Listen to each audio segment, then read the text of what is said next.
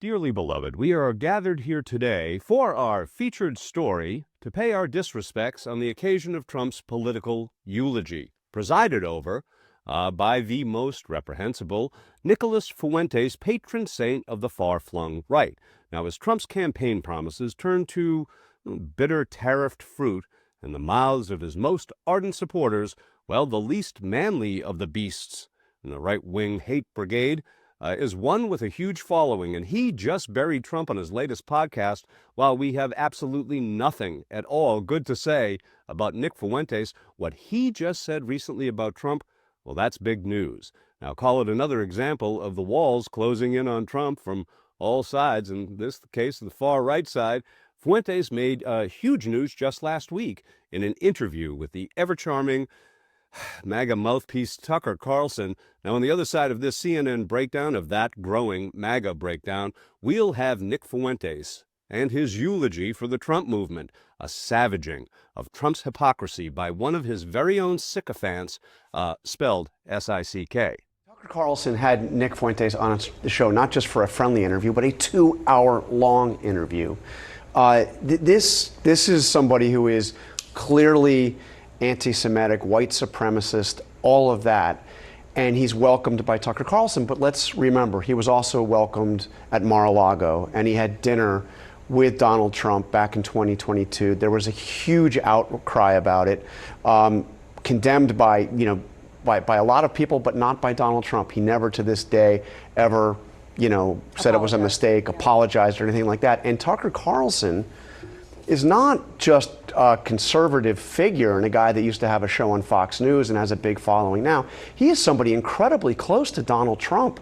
I mean, Tucker Carlson was in the box at the convention right next to Trump when he was formally nominated as the Republican choice for president. Tucker Carlson is somebody who regularly visits the White House now, stays with J.D. Vance at the vice presidential residence. So, there have been conservative figures who have forthrightly condemned this, condemned Carlson, condemned Fuentes, but you haven't heard it from the White House. And frankly, it's very difficult for the White House to do it because they're tied in. No. Trump is tied into this. And J.D. Vance is one of the people we haven't heard This from. has been brewing on the right for a long time now. I mean, Charlie Kirk, before his tragic and untimely death, was at war with Nick Fuentes and his army of so-called groypers and was doing his best to keep them out of the conservative tent, to keep them out of the conservative movement.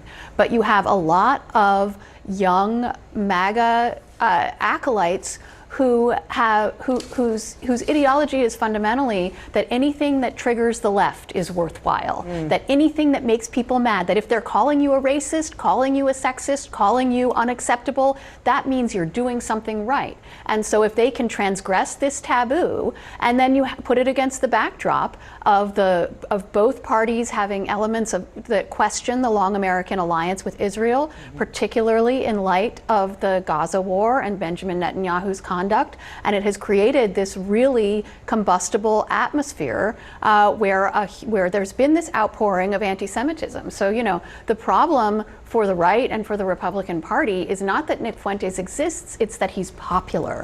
It's that he has a following, and those people see themselves as followers of Donald Trump and as also people who subscribe to this anti-Semitic worldview. Well, as if Trump needed another reason to sweat today, here's a dandy. A groyper gone wild. Trump acolyte Nick Fuentes buries Trump on his recent podcast. And it is really right up there with any of the great pro wrestling turns in history. Now, check out this scathing obituary, if you will, for the president who parties with pedophiles. From the heart of Dweebland comes our featured clip.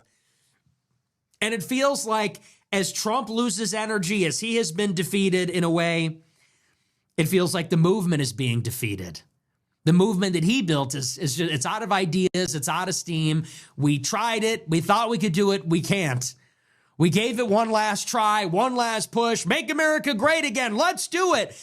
Never mind, everyone go home. We actually do need the Indians. We lost, we were wrong, the elites were right. We're worthless. We need Chinese money, we need Indian programmers. That's the sense of dread. And this is why I said a year ago, it really is about the vibes. I said this a year ago. Trump is old. He's tired. He's not funny. He's low energy. He's monotonous. I said, and his movement is dead. Like, his movement is not dynamic. His movement has been captured. Look at who's at Mar-a-Lago. It's all grifters. When Trump started, it was all true believers. When Trump started, it was like him and like a dozen people with a dream. And they were bootstrapping it. They were just doing these rallies, flying by the seat of their pants. And they're like, can we win? I don't know. We're going to try. And all the careerists and all of the parasite political class, they hated Trump. Now they're all in Mar-a-Lago. Now Mar-a-Lago is just the king's court, and it's all ass kissers and brown nosers and grifters and shills and the worst people imaginable. His endorsements have become a business. Access to him, photos with him have become a business. And now look at where we are. Nothing that has been promised has come to fruition. Can we end the wars? No.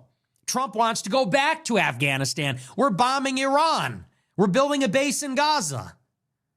Mass deportations, Trump says, not so fast. We actually need all the people. We need the illegal farm workers. We need the illegal hospitality workers. We need the illegal construction workers. We're going to shut down H-1Bs, foreign students. Not so fast. We need all those Asians to fund our universities and do all the jobs that Americans are too retarded to do.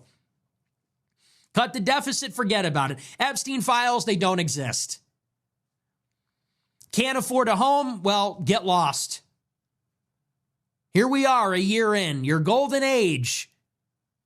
This is not MAGA. There is nothing MAGA about any of this. This is not America first. None of this is putting Americans first.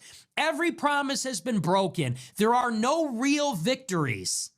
Trump has not delivered. It has been one disappointment after another, and that is because of corruption. That is because the Trump regime, just like every other regime, has been corrupted by money. That's the bottom line. You have been disappointed. You fell for it again. You believed them when they made a promise, which they never intended to keep. They said things to you to get your vote, knowing full well that once they got it, they were going to work for the donors.